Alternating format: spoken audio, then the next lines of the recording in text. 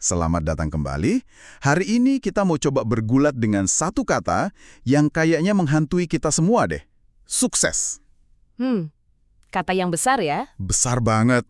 Apa sih itu sebenarnya? Apa ada resep pastinya? Kadang rasanya tuh kayak semua orang punya jawabannya, tapi kok resepnya beda-beda semua gitu. Dan semua resepnya kayaknya berhasil buat mereka, tapi belum tentu buat kita kan? Nah, itu dia. Makanya untuk Anda, kita udah kumpulin setumpuk materi dari berbagai analisis. Ada Claude, Gemini, Perplexity, Grok, banyak lagi deh. Semuanya mencoba membedah anatomi kesuksesan. Jadi kita mau coba cari benang merahnya ya. Tepat. Misi kita hari ini adalah menyaring semua itu, nemuin polanya, dan menyajikannya dalam kerangka yang masuk akal, yang bisa Anda pakai.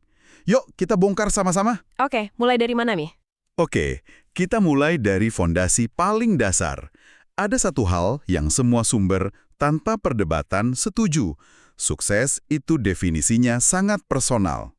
Iya, Ini bukan soal daftar pencapaian yang bisa dicentang, bukan cuma soal status atau kekayaan. betul. Dan disinilah kita langsung nabrak paradoks pertama kan? Maksudnya, Secara teori, kita semua setuju. Oh iya, sukses itu personal. Tapi begitu kita buka media sosial atau ketemu teman lama, wah, langsung dibombardir kita. iya juga ya. Definisi sukses versi orang lain. Mobil baru, jabatan mentereng, liburan keliling dunia. Jadi tantangan pertamanya bukan cuma mendefinisikan sukses buat diri sendiri, tapi juga punya kekuatan buat megang teguh definisi itu di tengah gempuran ekspektasi dari luar. Nah, itu poin yang krusial banget. Sumber-sumber kita, kayak Claude dan Gemini, ngegarisbawahi persis soal ini. Buat sebagian orang, sukses mungkin emang soal karir yang cepat atau punya kebebasan finansial. Nggak ada yang salah sama itu. Tentu.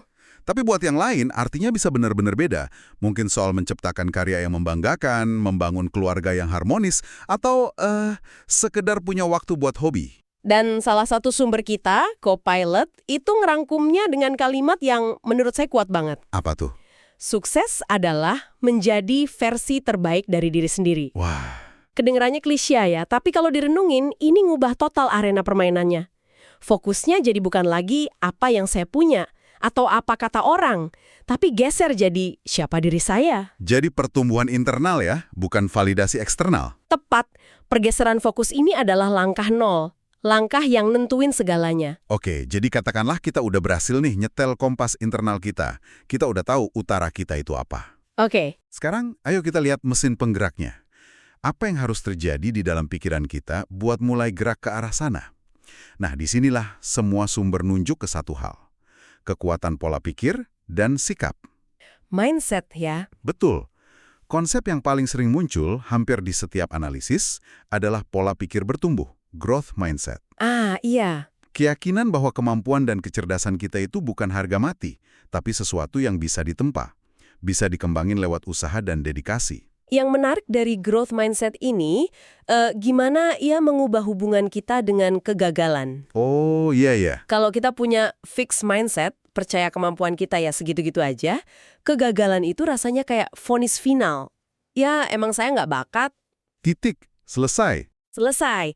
Tapi dengan growth mindset, kegagalan itu jadi data, jadi feedback. Bukan lagi saya gagal, tapi cara ini yang gagal, coba cara lain. Rasa takut gagal jadi nggak terlalu melumpuhkan lagi. Benar sekali. Dan ini nyambung banget ke konsep kedua yang juga sering disebut. Ketahanan atau resilience dan kegigihan, persistence. Kemampuan buat bangkit lagi? Iya, bangkit lagi setelah jatuh dan terus maju meski rasanya berat.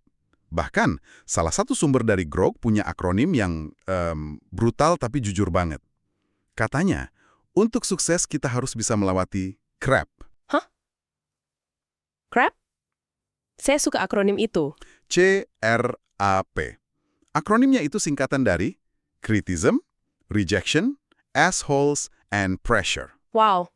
Kritik, penolakan, orang menyebalkan, dan tekanan. Gambaran yang sangat realistis kan? Brutal tapi jujur, apalagi bagian assholes-nya itu. Iya kan? Sumber itu nggak nahan diri sama sekali. Ini pengingat penting bahwa perjalanan menuju tujuan itu nggak selalu steril dan inspiratif kayak di kutipan Instagram. Betul. bakal ada kritik pedas, pintu yang ditutup di depan muka kita, orang yang ngeremehin, dan tekanan yang luar biasa. Ketahanan itu bukan soal nggak pernah jatuh, tapi soal seberapa cepat kita mutusin buat berdiri lagi. Lalu selain itu, ada juga gairah, passion, dan tujuan, purpose. Hampir semua sumber bilang kalau ngelakuin sesuatu yang kita sukai, itu bahan bakar jangka panjang yang paling ampuh. Ada satu wawasan menarik yang bilang kalau imbalan finansial itu seringnya efek samping dari ngikutin gairah, bukan sebaliknya. Dan terakhir, yang juga penting, kepercayaan diri. Nah, kalau kita lihat semuanya ini ya, growth mindset, resilience, passion, self-belief, gampang banget buat nganggapnya sebagai daftar belanja sifat-sifat baik. Oke, checklist lagi ya. Betul, tapi kalau kita sintesis lebih dalam, ini bukan daftar. Ini lebih mirip soundboard di studio musik. Soundboard. Maksudnya? Anda nggak bisa nyalain semuanya ke level 10 terus-menerus. Terlalu banyak passion, tanpa disiplin dan fokus, hasilnya bisa jadi kekacauan.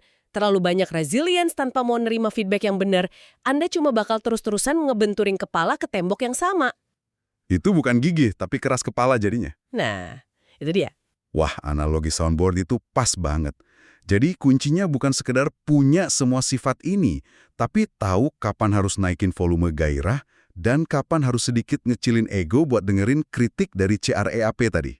Tepat, keseimbangan dan kebijaksanaan dalam menggunakannya. Itulah yang membedakan. Mesin internal yang sehat itu bukan yang semua komponennya teriak paling kencang, tapi yang semua komponennya bekerja secara harmonis. Kerangka berpikir yang kuat banget. Tapi saya bisa bayangin Anda di rumah mikir, oke, soundboard mental saya udah siap di mixing. Tapi besok pagi, pas alarm bunyi, apa yang harus saya lakukan secara nyata? Pertanyaan bagus. Nah, ini membawa kita dari dunia ide ke dunia aksi. Hal pertama yang paling ditekankan itu soal tujuan yang jelas dan perencanaan. Jadi harus praktis ya? Harus. Mimpi besar itu bagus sebagai bintang penunjuk arah, tapi kita butuh peta buat sampai ke sana. Salah satu sumber kita, DeepSeek, secara spesifik nyebut pentingnya metode SMART. Betul. Dan metode SMART ini spesifik, measurable, achievable, relevant, time-bound. Itu kayak pedang bermata dua kan? Oh iya, kenapa gitu? Di satu sisi, ini bagus banget buat ngasih kejelasan. Ngubah sesuatu yang abstrak kayak ingin lebih bugar, jadi konkret, jalan kaki 30 menit setiap Senin, Rabu, Jumat. Tapi, apakah sumber-sumber ini juga nyinggung bahayanya? Bahaya gimana?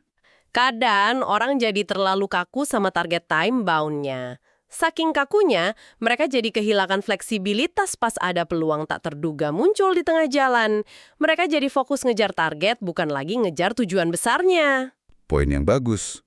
Jadi perencanaan itu penting, tapi kemampuan adaptasi juga nggak kalah penting ya. Betul. Lalu ada perbedaan besar antara sekedar sibuk dengan apa yang disebut oleh sumber kita sebagai latihan terarah atau deliberate practice. Nah, ini penting. Banyak orang mikir kerja keras itu artinya kerja 12 jam sehari. Padahal belum tentu.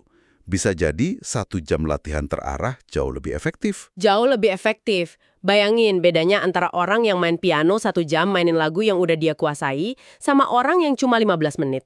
Oke. Tapi 15 menit itu fokus penuh ngelatih satu bagian lagu yang paling susah, direkam, didengerin lagi, terus diulangin. Latihan terarah itu intinya keluar dari zona nyaman secara strategis, dengan fokus laser, dan yang terpenting, dengan mekanisme umpan balik yang jelas. Jadi soal kualitas usaha, bukan kuantitas waktu. Tepat sekali. Dan untuk melakukan itu, kita butuh elemen berikutnya. Fokus and disiplin. Kemampuan buat bilang tidak. Di zaman sekarang, ini mungkin superpower yang paling langka. Iya kan? Bilang tidak ke notifikasi, bilang tidak ke ajakan yang nggak sejalan sama prioritas, bilang tidak ke distraksi-distraksi kecil yang gromotin waktu kita. Benar. Terus, ada satu poin dari Perplexity yang menurut saya nusuk banget.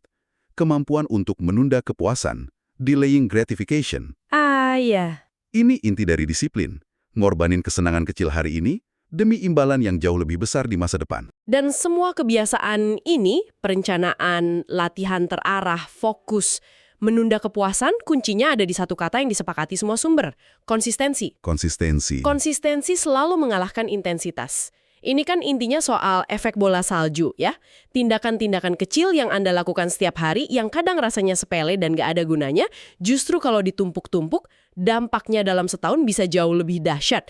Jauh lebih dahsyat daripada satu aksi heroik yang cuma dilakuin sesekali.